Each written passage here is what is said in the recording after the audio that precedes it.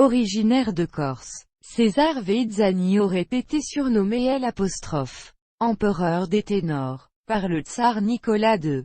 En fait, il avait accompagné son épouse Agnès Borgo, membre d'une troupe lyrique. Rien ne permet de confirmer cette anecdote controversée et sans fondement.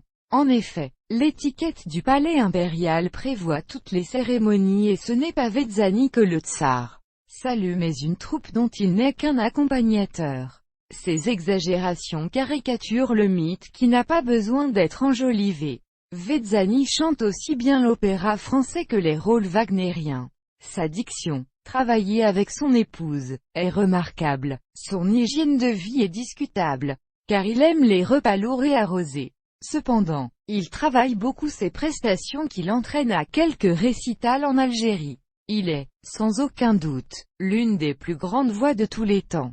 Après le Conservatoire de Toulon, où il rencontre la cantatrice Agnès Borgo, 1879 à 1958, qui deviendra son épouse, puis celui de Paris, d'où il n'a pas le temps de finir ses études car il décroche un contrat pour débuter à l'Opéra Comique dans Richard Coeur de Lion, à l'âge de 23 ans.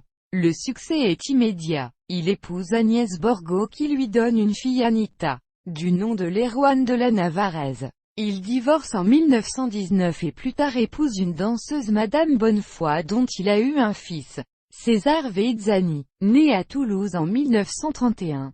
Sa famille vit aux alentours de Montpellier.